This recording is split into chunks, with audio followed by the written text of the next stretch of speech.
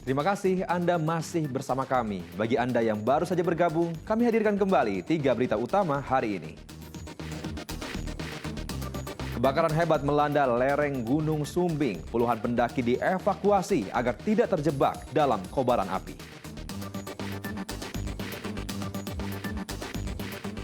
Dipercaya bahwa berkah untuk lahan pertanian, warga di Klaten mengikuti tradisi berebut apem.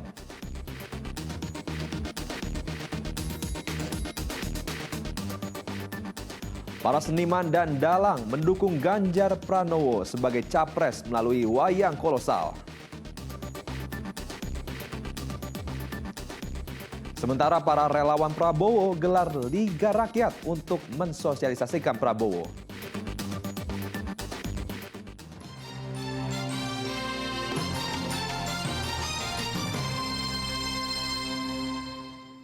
Para dalang dan seniman dari berbagai daerah menggelar pentas wayang kolosal di Joglo, Saestu, Klaten.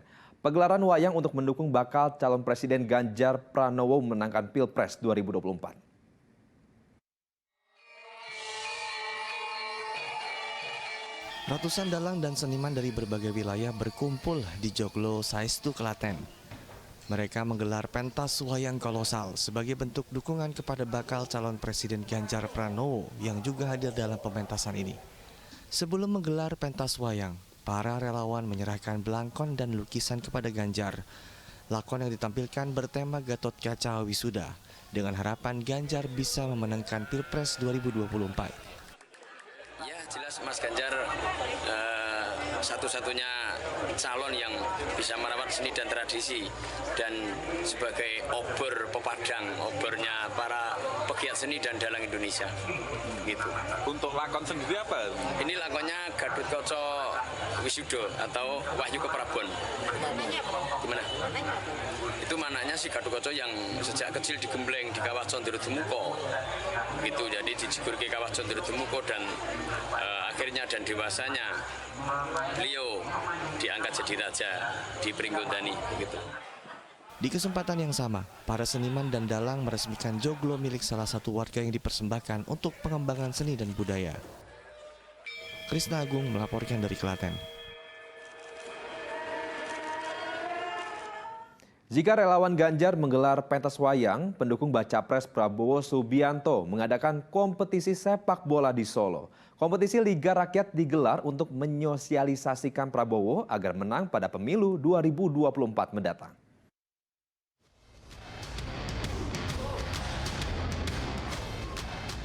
Beragam cara dilakukan para relawan untuk mendukung bakal calon presiden, salah satunya melalui olahraga. Di Solo, relawan pendukung bakal calon presiden Prabowo Subianto menggelar kompetisi sepak bola Liga Rakyat Piala Prabowo. Kompetisi yang diikuti 32 klub di Solo Raya dimenangkan oleh tim Idola 69. Kompetisi ini sebagai sosialisasi kepedulian Prabowo terhadap olahraga yang populer di tanah air. Sepak bola Indonesia diharapkan dapat sukses di kompetisi tingkat dunia. Kita berharap dengan diselenggarakannya Liga Bola Rakyat ini bisa men-trigger ya untuk seluruh Indonesia ya para pejabat menyelenggarakan acara-acara bola seperti ini.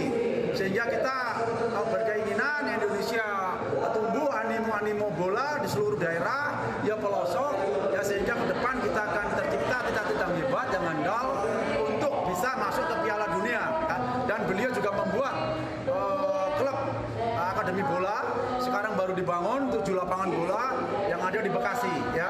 Saya rasa ini keseriusan Pak Prabowo Subianto. Dalam kesempatan ini, puluhan supporter juga mendeklarasikan dukungannya untuk Prabowo agar dapat memenangkan Pilpres 2024 mendatang. Heri Prasetyo melaporkan dari Solo.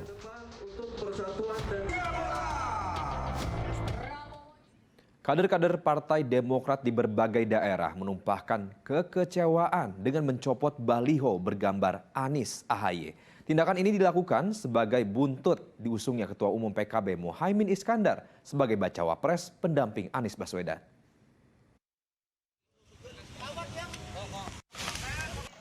Inilah bentuk kekecewaan kader Partai Demokrat Kota Tegal setelah Ketua Umumnya Agus Harimurti Yudhoyono tidak terpilih sebagai bakal calon wakil presiden Anies Baswedan. para kader langsung mencopot baliho besar bergambar Anies AHY di Kelurahan Selerok, Kota Tegal Jumat siang. Tindakan ini dilakukan para kader setelah diam-diam Partai Nasdem dan PKB tiba-tiba berkoalisi dengan mengusung Muhaimin Iskandar sebagai bakal calon wakil presiden pendamping Anies. Keputusan Nasdem dianggap sepihak dan mengkhianati kesepakatan anggota koalisi perubahan. Kekecewaan kami karena partai kami telah dikecewakan, maka atas ketua kami juga dikecewakan. Kami sebagai kader Partai Demokrat sampai ke bawah juga merasa kecewa, dikhianati. Terima kasih. Pak, sudah ada arahan untuk ke partai mana Pak nanti dukungannya Pak? Oh, sementara belum ada. Pencopotan baliho dan spanduk bergambar Anies AHY akan serempak dilakukan di berbagai sudut kota di Kota Tegal. Sebelumnya Ketua Umum Partai Nasdem dan PKB bersama Baca Pres Anies Baswedan melangsungkan pertemuan tanpa kehadiran rekan koalisi PKS dan Demokrat. Dari pertemuan disepakati Caimin menjadi Bacawa Pres Anies. Bahkan pasangan yang baru ini langsung dideklarasikan di Surabaya, Jawa Timur sebagai bakal calon presiden dan wakil presiden 2024. Gabungan suara Partai Nasdem dan PKB cukup memenuhi syarat ambang batas parlemen atau parlementaru threshold 20%.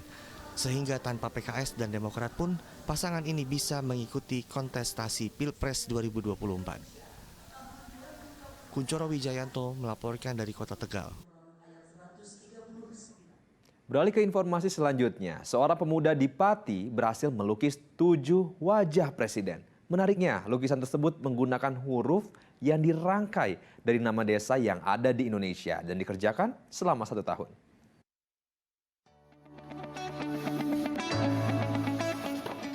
Jika dilihat sepintas, lukisan ini seperti lukisan pada umumnya. Namun, jika dilihat dari jarak dekat, ini merupakan tipografi dari banyak nama. Karya inilah yang membuat Andre Andika Putra mendapat rekor muri. Kategori lukisan presiden terbanyak yang menggunakan rangkaian nama-nama desa yang ada di Indonesia. Untuk membuat lukisan wajah 7 presiden Republik Indonesia, Andre menghabiskan waktu selama 1 tahun. Proses melukis dimulai sejak 20 Agustus 2022 dan berhasil diselesaikan pada 25 Agustus 2023. Satu lukisan wajah presiden dibutuhkan 5.000 hingga 7.000 nama desa. Total keseluruhan nama desa yang ditulis oleh Andre yaitu 43.000. Banyak yang dilalui oleh Andre saat melukis wajah 7 presiden. Untuk menyelesaikan lukisannya, ia harus mengalami sakit mata, sakit punggung, dan kelelahan. Lukisan 7 presiden ini saya gambarkan dengan menulis nama-nama desa di seluruh Indonesia. Jumlahnya itu ada sekitar 43.000 dari huruf alfabet A sampai Z. Untuk satu gambar itu sekitar 5.000 sampai 7.000 nama desa. Untuk satu lukisan itu membutuhkan waktu sekitar 1 sampai 3 bulan, Kak. Awalnya Andre membuat lukisan ini untuk memperingati HUT ke-78 Republik Indonesia. Namun karena adanya kendala, niat tersebut diurungkan dan akan diabadikan pada HUT ke-79 RI Agustus 2024. Meski sedikit memendam kekecewaan, Andre merasa bersyukur karena karyanya telah masuk rekor muri. Arif Nur melaporkan dari Pati. Sementara itu di Kabupaten Boyolali ada kuliner legendaris bernama gendar pecel. Dengan perpaduan sayur, gurihnya gendar ditambah sambal kacang pedas manis membuat kuliner tradisional ini ramai pembeli.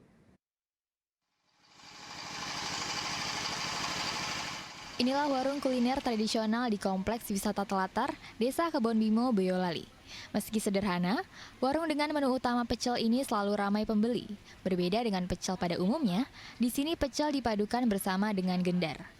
Gendar adalah olahan nasi yang teksturnya lebih kenyal dibandingkan dengan lontong, karena proses pembuatannya dicampur dengan ragi. Untuk disajikan bersama pecel, gendar dipotong-potong lalu diberi berbagai sayuran yang sudah direbus dan ditambah mie kuning, kemudian diberi bumbu sambal kacang. Dengan gurihnya gendar yang dipadukan dengan sayuran dan rasa pedas manis dari sambal kacang, kuliner tradisional ini terasa istimewa. Gendar pecel, Pak. Kenapa memilih gendar pecel? Ya karena pas aja perut untuk sarapan. Sebelumnya pernah makan? Sudah. Kalau menurut jenengan rasanya gimana?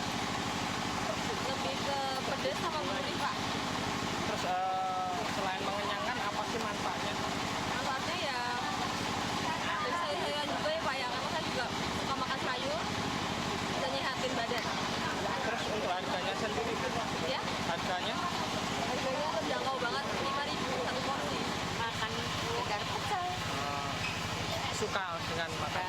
Kan saya orang dekat sini. Pak, terus rasanya gimana? Rasanya pedes manis. Terus harganya?